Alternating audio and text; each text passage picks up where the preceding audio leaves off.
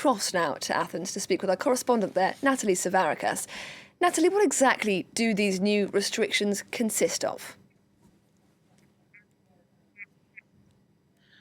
Well, essentially, these very tight lockdown for the Athens region, which is home to more than half of all Greeks, was driven mainly because there's been an increase in hospital admissions, and that's putting a very big strain on the healthcare system. And also, the authorities here are very worried that the mutation of the virus makes it very easily transmittable and basically just adds to the problem. Now, over the past few months, Greece has been under some sort of lockdown. Even like throughout Christmas, the retail stores were only open for the so-called click and collect, where Greeks had to make appointments essentially to buy anything. So now they're close to even that.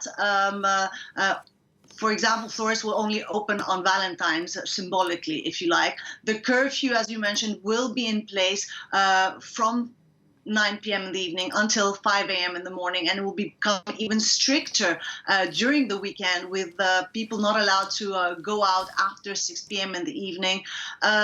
Between regions, not allowed to move unless you have a signed document from your employer or you can prove that there's a health reasons. Schools of all grades will be closed.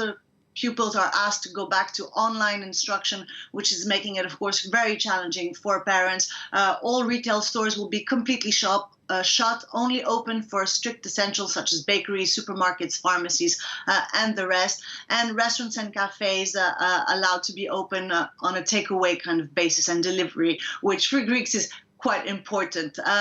Now, the Prime Minister warned that the next few months are very crucial. It's kind of going to be an ebb and flow system of opening up, closing back again. We're only allowed to go out if we text or have a kind of handwritten message explaining one of the 6 reasons we're allowed to go out in the streets. And as everything, Greece was kind of coming out of a very long 10-year financial crisis, and yet this is huge burden on the Mediterranean country. It's quite acute. The government has already spent 5.9 billion of the 7.5 billion it had set aside to support the suffering businesses, and this is money that is running out by the end of March. And Greece, of course, is an economy that relies heavily on tourism. Despite these new restrictions being imposed in Athens, authorities are already looking forward to the summer in hopes of a tourism season. And they're looking towards vaccination passports as a possible solution.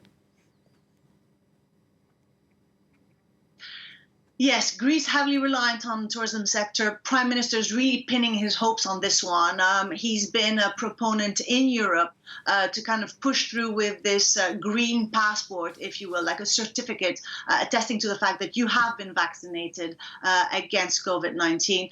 Now, 1 in 5 in Greece works in the tourism sector, so it's pretty important. Last year, the country was kind of relying on tourism, flocking back in, but it was badly hit. Only 25% of our ordinary arrivals came in.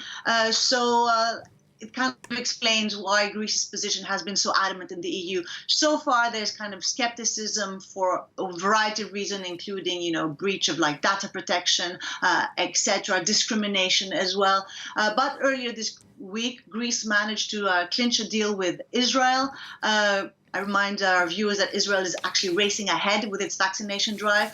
And so they're kind of hoping that this summer, soon enough, all Israelis who have a certificate that they have been vaccinated will be allowed to kind of freely travel to Greece without any sort of restrictions. Nathalie Savaricas in Athens, thank you very much.